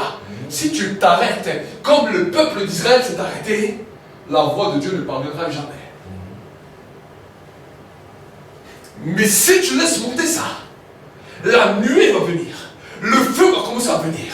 Ça va commencer à te secouer. Ça va commencer à balancer en toi. Dis avec moi, balancer. Balancer. Ça va secouer dans ta vie. Et à partir de ce moment-là, tu montes, tu sors du parvis, tu entres dans le lieu saint. Dans le lieu saint, là où maintenant la purification commence à se faire, là où le pain des propositions commence à être donné, là où la communion avec Dieu commence à grandir de manière profonde. Tout d'un coup, tes pensées s'arrêtent. Il y a une paix qui commence à venir. Il y a la joie qui commence à venir. L'explosion commence à descendre. Mais tu n'es pas encore dans le lieu très saint.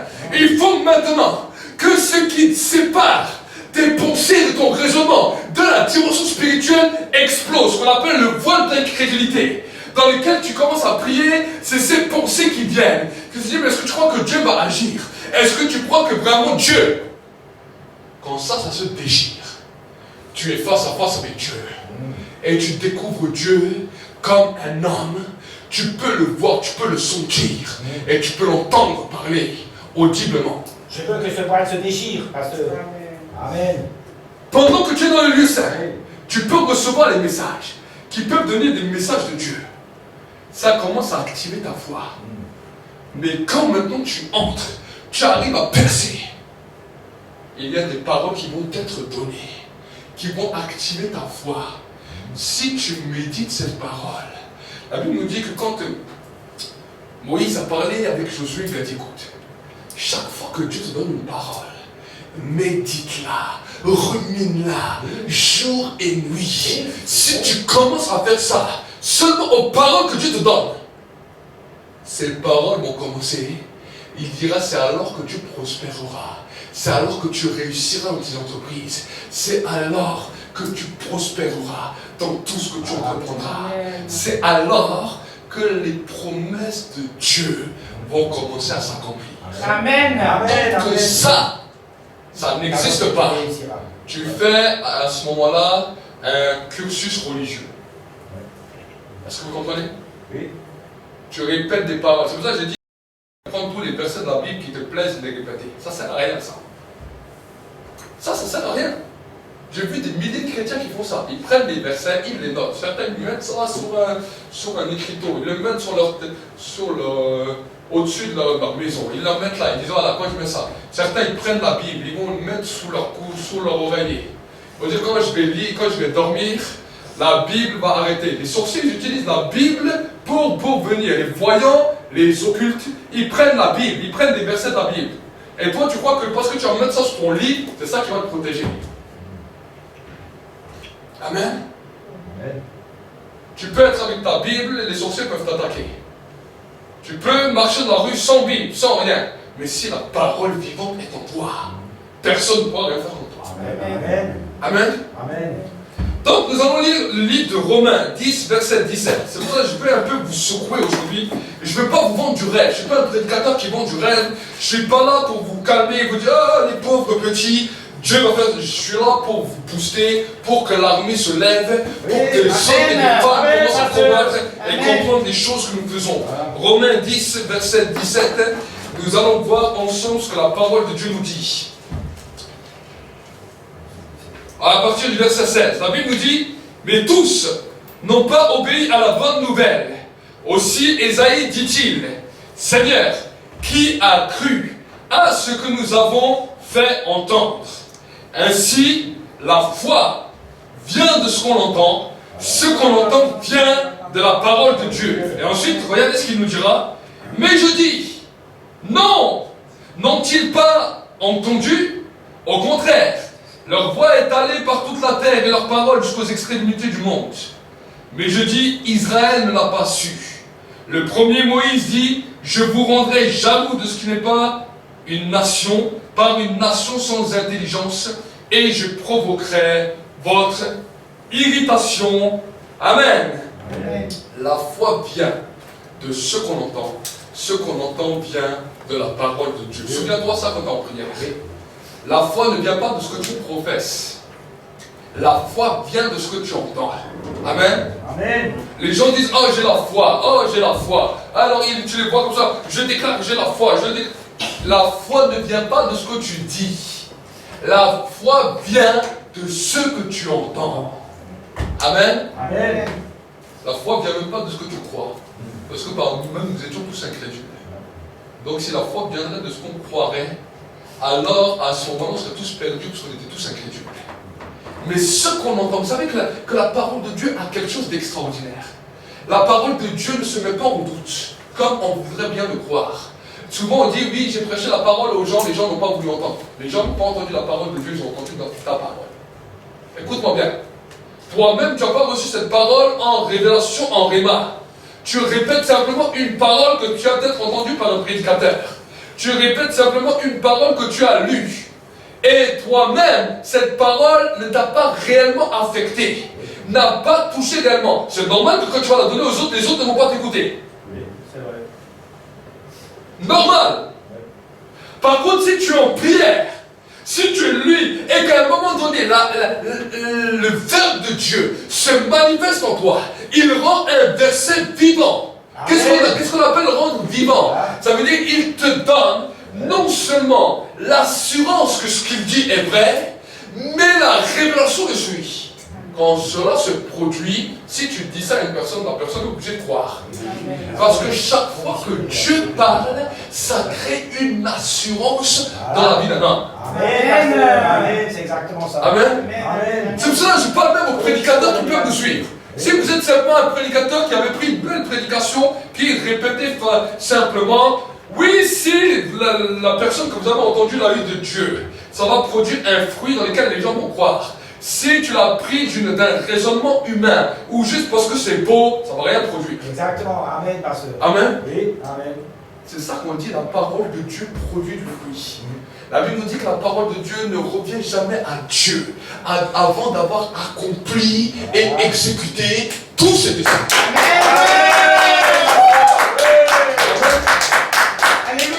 Donc, c'est ça que nous devons comprendre. Vous savez pourquoi quand Dieu parle, toutes les personnes du monde sont obligées de croire? Parce qu'en Dieu, il n'y a point de mensonge. En Dieu, il n'y a rien de faux. En Dieu, il n'y a pas de vice. Donc quand Dieu parle et qu'un homme peut entendre cette voix, automatiquement tout homme de toute la terre croit. Amen. Oui, bien sûr. Parce que juste que Dieu parle, ça produit dans l'homme la foi. La foi vient de ce qu'on entend. Si vous voulez que des hommes, des femmes de votre famille soient sauvés, ne les bombardez pas de versets que vous-même vous ne croyez pas. Jamais ils vont venir à la foi. Mais dis, Seigneur, donne-moi une parole qui vient de toi. Donne-leur une parole qui vient de toi. Cela va produire en eux la foi et je n'aurai pas besoin d'essayer de leur faire croire des choses. C'est toi-même qui les feras croire. Amen. Amen. C'est ça. Si nous comprenons cela, nous allons avancer. Sinon, nous allons devenir des religieux. Nous allons faire une bataille de religion avec les autres religions. L'autre va dire moi j'ai raison, l'autre va dire moi j'ai tort. Toi tu vas venir avec tes arguments. Avec Dieu on n'argumente pas. Amen. Il n'y a pas d'argumentation. Il y a celui qui est sincère, qui le cherche, Dieu va se manifester à lui. Amen. Amen. Dieu va se manifester à lui. Et si nous commençons à comprendre que la foi vient de là, chaque jour, tu vas chercher ta parole. Le peuple juif devait chercher la manne tous les jours. Ce n'est pas un jour il disait je ne cherche pas la manne, un autre jour il dit oh aujourd'hui. Non, tous les jours il devait chercher la manne. Le seul jour où ils avaient un petit répit, c'était le vendredi, où ils cherchaient 2 fois plus pour que le samedi ils puissent aussi avoir la manne. Jésus a dit l'homme ne vivra pas de pain seulement, mais de toute parole qui sort de la bouche de Dieu. Dieu chaque jour a un message pour toi bien défini. Il a un mot pour toi. Il a quelque chose de spécial pour toi. Si toi tu ne le cherches pas, tu passes à côté. Si même hier tu avais la foi, aujourd'hui tu risques d'être un incrédule. Amen. Aujourd'hui tu risques d'être un incrédule. Et si c'était aujourd'hui que le diable avait décidé de frapper, tu seras frappé comme les autres. Voilà. Amen. Amen. Oui, amen. Et le diable connaît cette loi. C'est pour cela que la Bible nous dit que quand on parle des démons, quand on parle des esprits méchants, quand on parle des esprits méchants, la Bible nous dit que les démons croient et ils tremblent. Comment on peut dire? Vous savez, quand la première fois que j'ai lu ça dans la Bible, je me suis dit, mais comment un démon peut croire, peut trembler, et pourtant être condamné? Et alors que j'étais dans la présence de Dieu, le Saint-Esprit m'a dit, c'est clair. Il m'a dit, la différence qu'ils ont les démons avec les hommes, c'est que les démons, bien qu'ils ont péché, ils entendent toujours la voix de Dieu. Dès qu'ils entendent la voix de Dieu, ils croient. Mais à cause de leur désobéissance, ils sont déjà condamnés. Vous comprenez? Ils croient. Parce que chaque fois que Dieu parle, tu ne peux pas... Vous savez, c'est ça que vous devez comprendre. Quand Dieu parle, on ne peut pas douter. Personne, aucune création ne peut douter. Si Dieu parle au lion, le lion s'arrête. Et il dit, si Dieu m'a parlé, je crois. Dieu a dit au soleil de briller. Jusqu'à aujourd'hui, le soleil brille. Amen. Amen. Amen. Dieu a ordonné au temps et au cycle, aux saisons, de continuer jusqu'à aujourd'hui, ils obéissent. Amen. Les seules créatures qui n'obéit pas, c'est l'homme. Est-ce qu'on sait? Et le diable, des fois, il se dit, mais purée, l'homme est pire que moi. moi j'ai désobéi au ciel, c'est vrai. Mais quand maintenant, j'entends la voix de Dieu, je tremble encore et je crois. Mais l'homme peut dire, Dieu n'existe pas. Jamais Satan pourra dire ça. Est-ce que vous savez? Satan et ses démons ne disent pas, Dieu n'existe pas. Mais l'homme peut dire, Dieu n'existe pas. Quel jugement terrible un jour au ciel. La Bible nous dit que Dieu parle tantôt d'une manière, tantôt d'une autre. Mais l'homme n'y prend point garde. Psaume 119, verset 160, vous allez voir ensemble ce que la Bible nous dit. 119, verset 160.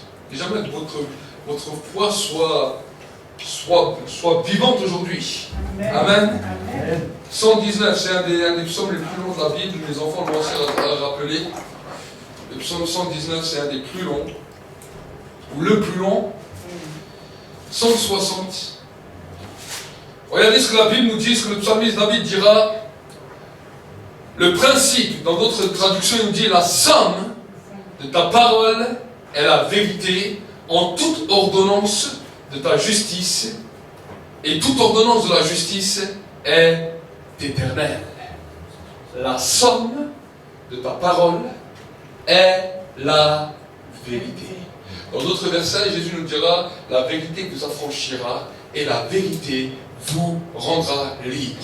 Vous savez que chez le peuple juif, quand il y avait le temple, quand il y avait déjà la tente d'assignation, mais ensuite quand il y avait le temple, ce qui séparait le lieu du parvis au lieu saint, il y avait un écriteau, et sous cet écriteau, il y avait écrit le chemin. Quand ils arrivaient dans le lieu saint, il y avait un autre écriteau, où il y avait écrit la vérité. Et quand ils arrivaient dans le lieu très saint, c'était le souverain sacrificateur qui pouvait rentrer une fois par an, il avait écrit la vie. Pourquoi? Parce qu'en fonction de mesure où ils entraient dans le temple, il y avait des choses à comprendre. Le parvis, c'était le chemin qui allait amener vers Dieu. Mais quand ils arrivaient dans le lieu saint, maintenant les sacrificateurs avaient un devoir, c'est d'être vrai avec Dieu. Parce que sinon, ça pouvait leur poser des problèmes. Mais quand ils étaient arrivés là, et que le souverain sacrificateur devait rentrer dans le lieu très saint, le troisième écriteau qu'il y avait, c'était la vie. Parce qu'ils savaient que si Dieu n'agréait pas, il mourrait directement. Donc ils avaient marqué la vie. C'est pour ça que quand Jésus est arrivé sur terre, et il parle à des Juifs, il ne parle pas à des gens qui ne connaissent pas ça. Il leur dit, moi je vous dis, je suis le chemin, je suis la vérité et je suis la vie. Nul ne vient au Père que par moi. Il disait ça à des Juifs qui avaient la connaissance de ce qui se passait dans le temple. Et là, ils étaient étonnés. Ils disaient, ah bon, c'est quoi le temple? Il dit, bien sûr, détruisez ce temple en 3 jours, je le ressusciterai. Amen. Amen. Le peuple juif ne comprenait pas. Parce qu'ils avaient compris que Jésus s'assimilait au temple. Mais ils ne comprenaient pas. Et là, la Bible nous dit que la somme de la parole de Dieu est la vérité. Si tu veux connaître la vérité, ça veut dire, je vais te donner un exemple. Le lundi, tu vas chercher une parole. Là, tu vas prier. Tu vas chercher. Tout d'un coup, peut-être ça va être qu'un mot. Des fois, Dieu ne donne qu'un mot. Mais donc, ce mot, il active la foi. Des fois, il va te dire une phrase. Des fois, il va te donner une direction. Maintenant, tu as reçu ça. Tu marques, tu gardes cela. Tu l'écris sur un papier. Tu le gardes. C'est cette parole-là. Peut-être qu'elle n'est pas écrite dans la Bible. Mais c'est quelque chose que Dieu t'a dit. Tu gardes cela. Dans toute cette journée, rien ne t'arrivera si tu gardes ton parole. Dans toute cette journée, si tu rumines cette parole produira le succès. Cette parole produira la vie. Amen. Cette parole fera l'excellence dans tout ce que tu entreprendras. Amen. Maintenant, le mardi arrive. Lundi, c'est une journée extraordinaire. Ta foi est montée d'un coup. Le mardi, tout d'un coup, tu te réveilles, tu as l'impression que c'est pire. Tu dis, hier, j'étais tellement bien. Hier, j'avais tellement la foi. Aujourd'hui, j'étais au plus bas d'échelle. C'est normal. Le diable, quand tu as dormi, il a dit, hier, il a compris comment être en sécurité. Je vais tout faire pour l'empêcher de prier. Je vais tout faire pour l'empêcher de chercher une deuxième parole. Parce que si aujourd'hui, il n'arrive pas à avoir la deuxième parole, demain, je vais faire la même chose. Après-demain, je vais faire la même chose. Et jeudi, je l'attends, je lui mets un trou devant lui. Voilà pourquoi matin, tu te lèves et tu dis, ah, aujourd'hui, j'y arrive pas. Alors aujourd'hui, il y a des bons messages évangéliques qui nous disent, oh, l'esprit est bien disposé, mais la chair est faible. Si vous n'y arrivez pas, c'est que vous n'êtes pas conduit par Dieu. Alors attends que tu es conduit par Dieu. Ça c'est quoi ce genre de prédication? Je suis anti ça. Parce que la Bible ne nous dit pas que tu vas prier uniquement quand Dieu te conduit. La Bible nous dit qu'on est des disciples, qu'on doit avoir une discipline et que qu'il nous conduit ou qu'il ne nous conduit pas, on doit les prier. Amen. La conduite vient dans la discipline. Mais si même Dieu ne m'a pas dit, il va prier, moi je vais le chercher parce que je sais ce que j'ai besoin. Amen. Amen. Donc je cherche le mardi, j'arrive, j'essaie de prier, je sens que c'est difficile. Je dis, c'est bon Satan, j'ai compris. Tu ne veux pas qu'aujourd'hui je mange. Mais tu es fou. Quand tu empêches un être humain de manger, il peut devenir méchant. Faites-le avec les enfants. Quand un bébé vient de naître, est-ce qu'il va te dire, est-ce que c'est toi qui vas décider toutes les heures où il va manger? Non. Le matin il se lève, il s'en fout en train de dormir ou pas. Il fait ouais. Toi tu sors avec les yeux comme ça, ah, il m'énerve. Non, tu es son parent. Des fois, il crie un peu plus, il dit, ah bon, j'entends quand même que tu m'aimes le bébé, lui, il s'en fout, il continue. Continue à le laisser comme ça, il va hurler plus fort. Il va réveiller tous les voisins, il va réveiller tout le monde, les parents, les mamans. Ah, bébé. Il a dit, c'est pour ça que la Bible nous dit, si vous ne devenez comme un petit enfant, vous n'entrerez pas dans le royaume du ciel. Vous arrivez là, on veut vous enlever votre nourriture. On veut ne pas vous donner votre biberon. Le diable veut vous confisquer du biberon. Il dit, tais-toi, t'as pas besoin de manger. Et toi tu dis, ah oui, c'est vrai. Alors aujourd'hui, mais tu es fou. Même pas un bébé fait comme ça. Moi que j'ai comme ça, les gens ne peuvent me dire, mais pourquoi tu cries quand tu pries? Quand un bébé a faim, il crie. On veut m'enlever mon nourriture, on veut m'enlever mon steak, mais vous êtes fous. Je ne peux pas rester comme ça. J'ai besoin de manger. Je sais que si je ne mange pas aujourd'hui, demain je vais mourir. Amen. Mais il y a des chrétiens qui peuvent rester comme ça pendant une semaine. Ah. Et après ils disent, oh, je suis passé par un désert. Oh, je sais maintenant je prie dans le... Oh. Quel désert? On t'a enlevé ta nourriture. On t'a enlevé ta nourriture, tu as accepté. Donc le diable a trouvé en toi un clown. C'est normal. Il a trouvé en toi un clown. Il n'a pas trouvé un violent. Jésus l'a dit, le diable a entendu. Il a dit, voici l'heure où maintenant le royaume du ciel est soumis à la violence. Ce sont les violents qui vont s'en emparer. Si, vas-y, je vais dans ta maison. Demain, je vais dans ta maison. Tu te prépares. Le matin, tu te lèves. Tu prépares ton petit déjeuner. Moi, je vais t'enlever tout ton déjeuner. Bon, si tu as bien mangé la veille, ça va. Mais à midi, tu refais ta nourriture. Là, le ventre, il commence à criser. Hein? Je viens, je te relève toute ta nourriture. Peut-être le premier jour, tu vas essayer de respecter. Mais je suis sûr que je te le fais 3 fois dans la journée. Et le jour d'après, je reviens. Et le jour d'après, tu vas voir que tu auras une autre nature en toi. Tu auras une autre nature en toi, même si tu es gentil, tu vas me sauter dessus. Toutes les personnes, c'est comme ça. Toutes les personnes. Comment ça se fait que vous, qui êtes des êtres spirituels, quand le diable vient vous empêcher de manger, vous acceptez? C'est comme ça qu'il agit. Après quand tout le monde, plus personne mange, quand les gens ne cherchent plus la parole, il leur donne une hérésie. Il dit, bon, si vous voulez réussir, il faut vous répéter. Et là, vous vous dites, ah, la prière, elle remarque, je répète, je prends les versets de la Bible. Oh, Seigneur, 1000 tombent à ma droite, 1000 à ma gauche, moi je continue à marcher. Et là, tu crois, tu dis, ah, c'est bien, tu t'essayes de te motiver. Mais tu ne sais pas que tu es en train d'arriver dans une boucherie. Tu ne sais pas que devant toi, il y a une guerre. Tu ne sais pas que devant toi, il y a des bombes. Et tu ne sais pas que tu vas tout droit dans un mur. Jésus, il a regardé, il a vu les pharisiens de l'époque. Il a dit, vous êtes des aveugles. Vous conduisez des aveugles, vous allez tous les deux tomber dans un trou. Vous ne comprenez pas le royaume de Dieu. Ils croyaient servir Dieu. Comme aujourd'hui, dans le christianisme, vous faites de longues prières devant les gens. on fait des genres de choses où on dit des choses et on croit qu'en disant ça va changer. C'est pas comme ça que ça marche. Où sont les hommes et les femmes qui ont faim et soif, qui sont déterminés? Que quand tu es dans ta maison, tu dis Seigneur, aujourd'hui je vais encore chercher ma parole. Aujourd'hui je vais chercher mon pain.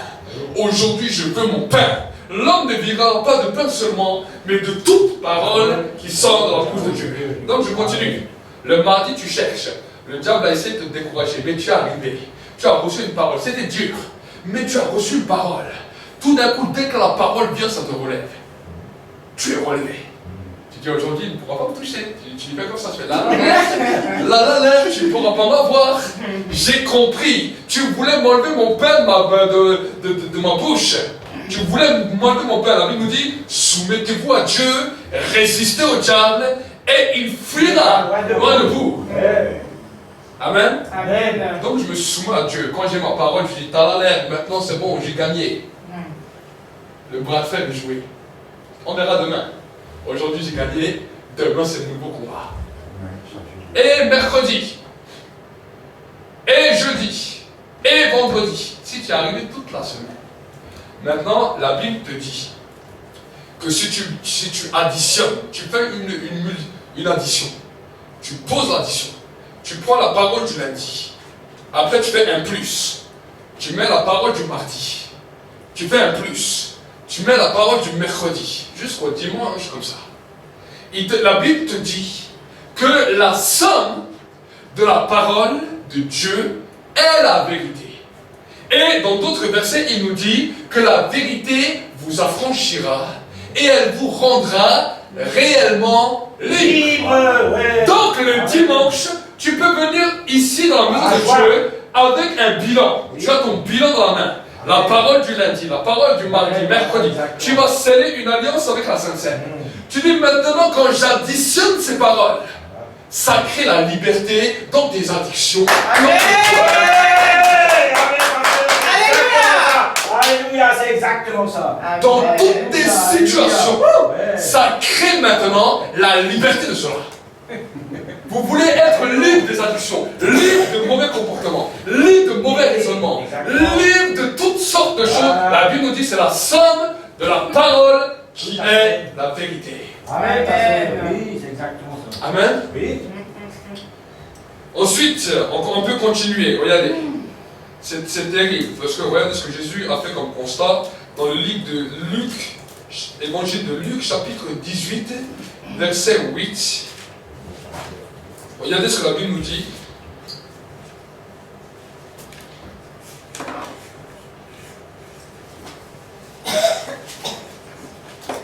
La Bible nous dit, je vous le dis, il leur fera promptement justice. Mais quand le Fils de l'homme viendra sur la terre, trouvera-t-il la foi? Il n'a pas dit trouvera-t-il des chrétiens. Il n'a pas dit trouvera-t-il des rassemblements. Il n'a pas dit trouvera-t-il des hommes et des femmes qui chantent et qui sont des beaux choristes. Il dit trouvera-t-il la foi?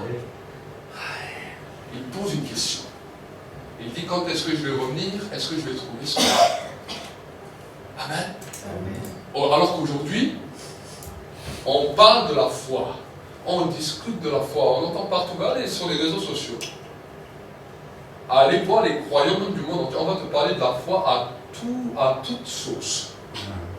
À toute sauce. Mais Jésus pose une question. Il dit quand je reviendrai sur la terre, trouverai-je la foi? Il n'a pas dit trouverai-je un message de foi. Il a dit est-ce que je vais trouver la foi véritable? Quel est le genre de foi véritable? Des hommes, des femmes qui ne veulent pas simplement dire des choses de leur bouche, mais qui veulent entendre ce que Dieu leur dit. Que cela produit en eux une réelle foi. La foi, nous ne pouvons pas la produire avec des mots. Nous ne pouvons pas la produire avec notre prière. Notre prière, c'est pour nous approcher de Dieu. Et quand on s'approche de Dieu, on reçoit un message qui vient de Dieu. Ce message libère la foi. Et c'est ce message qui doit nous faire vivre. Ainsi, la Bible nous dit, mon juste vivra par la foi. Mais s'il se retire, mon âme ne prendra point plaisir en lui. Amen. Amen. Amen. Mon juste vivra par la foi. Dans le livre de Jacques, au chapitre 4 et au verset 7, la Bible nous dira la chose suivante. Jacques chapitre 4. Ça ne veut pas dire que si vous avez été attaqué par le diable, on ne va pas prier pour vous. On va quand même prier pour vous. On va quand même déclarer la guérison. Parce que quand une personne est malade, la Bible nous dit qu'on impose les mains aux malades et les malades seront guéris. Amen. C'est ce que la Bible nous dit. Donc c'est un message de Dieu. C'est quelque chose que Dieu dit. Mais là, je vous explique des choses pour votre vie personnelle, pour votre vie de tous les jours. Amen. Amen. Parce que l'homme, la Bible ne nous dit pas que l'homme vivra d'imposition des mains à longueur de journée. La Bible nous dit que l'homme vivra par la foi. Amen. Amen. Amen. L'imposition des mains, c'est bien, c'est dans l'église. Mais moi, je ne peux pas vous imposer des mains 24 heures sur 24 pour que vous soyez protégés là où vous allez. Alors, le pasteur va faire une prière. Les gens croient des fois ça, ils m'appellent. Oui, pasteur, tu pries pour moi. Oui, pasteur, tu me tiens dans des prières. Oui. Mais vous croyez que j'ai que ça à faire? Les gens, des fois, me disent ça. On me téléphone de partout. Oui, vous pensez à moi dans vos prières. Je dis, mais je ne peux pas. Je dis, si vous voulez, je fais une prière maintenant pour vous. Je vous explique certains principes. Mais je ne peux pas prier 24 heures sur 24 pour vous. Amen. Ne faites pas que les gens soient dépendants de vous, mais rendez-les dépendants du Saint-Esprit. Amen. Amen. Amen, pasteur. Je ne veux pas que les gens dépendent uniquement de moi, même si vous êtes sous ma couverture spirituelle, même si vous êtes des fils et des filles de la maison. Je serai honoré par cela. Mais en tant que père, je vous prendrai des fois par l'oreille et je vous dirai, viens, je vais te montrer ce que Dieu attend de toi. Amen, pasteur, c'est ce qu'on veut. Amen. Oui.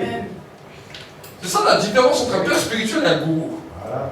Je n'ai jamais vu un père dans une maison ou une mère dans une maison qui dit, bon, j'ai bien d'avoir des enfants, quand ils auront 50 ans, ah, moi, c'est encore moi qui vais pourvoir pour tout, eux, dans leur vie, c'est encore... Non, le père, la mère, va des fois prendre l'enfant par l'oreille et lui dire, je vais t'apprendre ce que c'est des choses pour devenir toi-même un jour un père et une mère, pour toi-même aussi un jour pouvoir te débrouiller dans la vie. Amen. C'est ça un père, c'est ça une mère. Sinon c'est un gourou. C'est-à-dire que tu dépends de moi, tu ne dépends pas de moi, c'est pas moi qui t'ai donné le souffle de vie. Amen. Amen. Amen. C'est Dieu qui t'a donné le souffle de vie. Bien sûr. Et moi je suis là pour t'apprendre, pour te montrer c'est quoi un disciple. Voilà. Amen. Amen. Donc la Bible nous dit dans le livre de Jacques, on va revenir Jacques 4, verset 7. La Bible nous dit, attendez, je suis un peu le verset.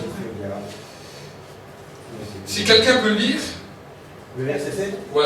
Soumettez-vous donc à Dieu, résistez au diable et il fuira loin de vous. Amen. Attendez, je vais chercher. Je me suis perdu. Voilà, Jacques 4.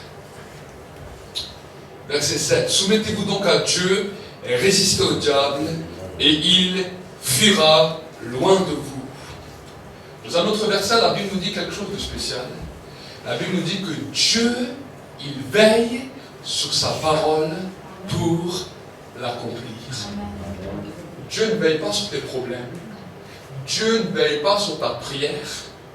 Dieu ne veille pas sur toutes les salades que tu vas dire de ta bouche. La Bible nous dit que Dieu veille sur une seule chose, il veille sur sa parole. Pourquoi nous devons chercher la parole de Dieu?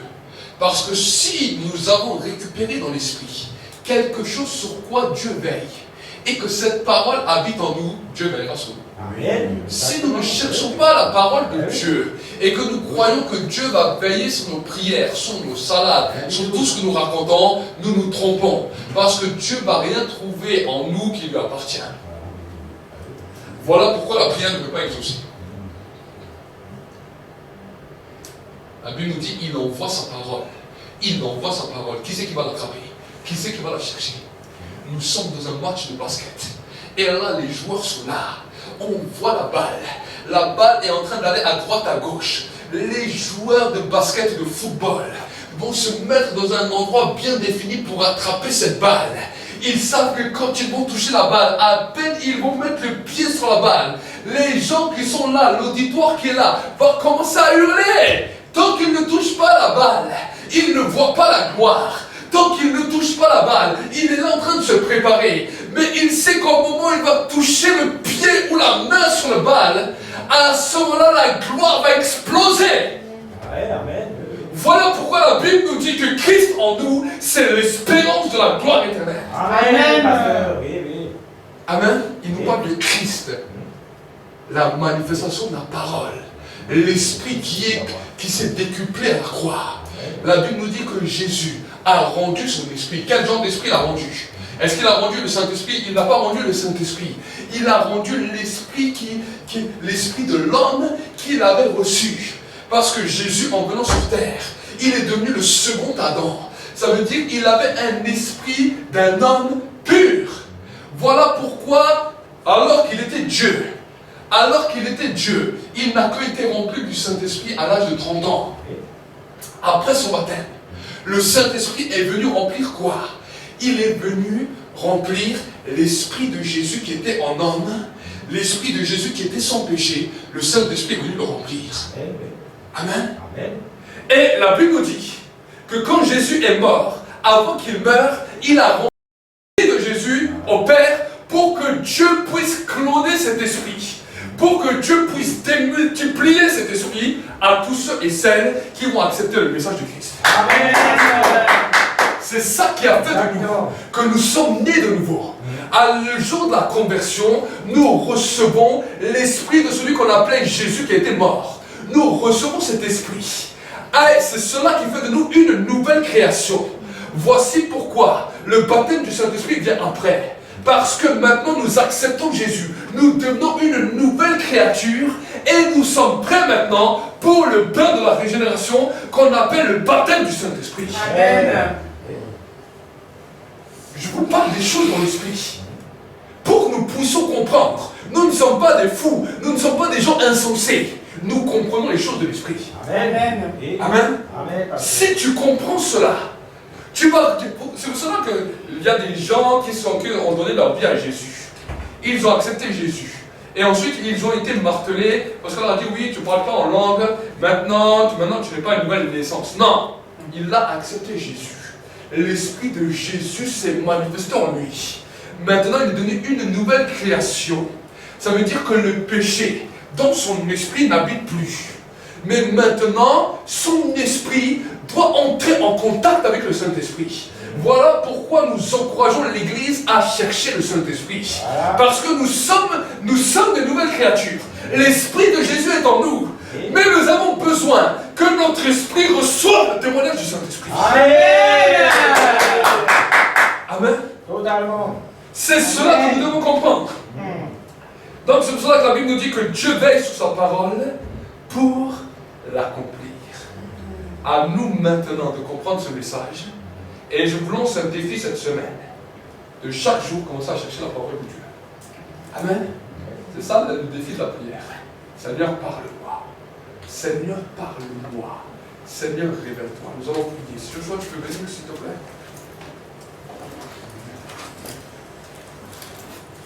Avant juste qu'il va jouer, on va chanter juste une chanson. Tu peux venir quand même, monsieur Hassan.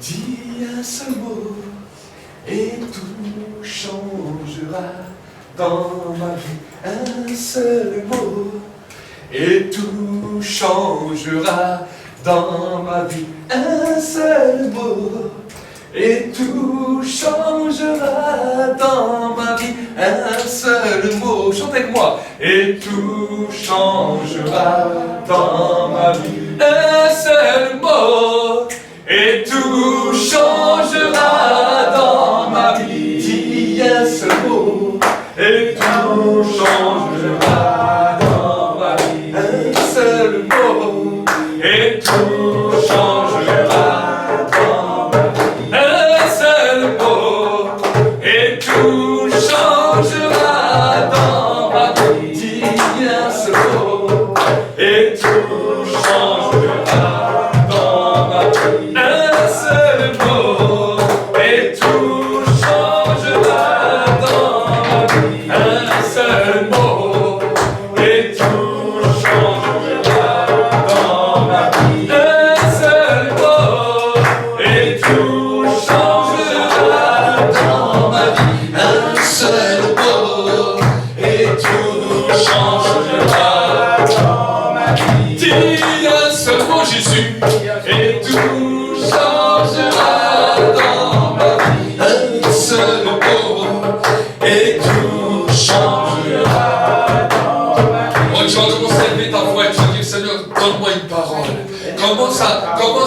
crier à lui, dis-lui, Seigneur, je veux une parole de toi. Seigneur, Je veux une parole de toi. Je veux une parole.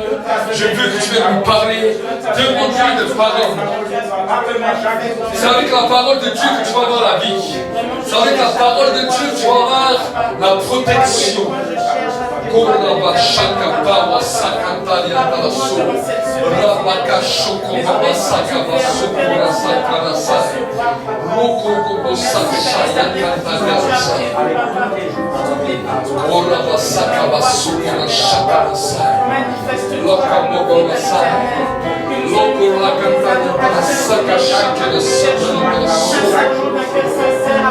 Demande-lui une parole. Une parole. Ta volonté soit faite, que ta volonté, on a déjà donné, Seigneur, que ta volonté soit faite. Oh, pendant un temps, alors que tu vas fermer les yeux ou lever les mains vers le ciel, je vais prier pour que tes oreilles s'ouvrent. Je vais prier pour que tes oreilles s'ouvrent, vous aussi qui nous suivez derrière vos écrans en direct. Levez les mains vers le ciel, vous avez besoin de la parole de Dieu. Nous sommes des hommes de la parole, nous ne sommes pas des hommes qui faisons quoi que ce soit, mais nous sommes des hommes, des femmes de parole. Seigneur, je prie maintenant pour ton peuple. Que leurs oreilles spirituelles s'ouvrent maintenant.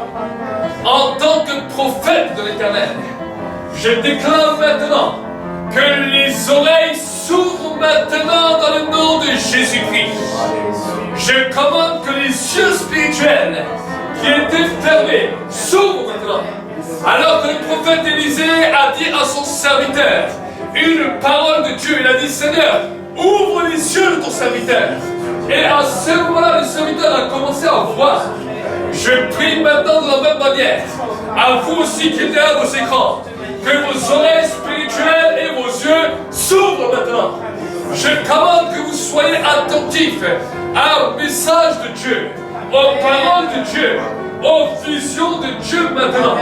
Et que là où le diable a mis un voile, là où l'ennemi de vos âmes a mis un voile sur vos vies, là où le diable a empêché que vous entendiez la parole de Dieu par des forteresses, par des raisonnements, je viens abattre ces forteresses maintenant, par l'autorité de la parole de Dieu, dans le nom de Jésus-Christ.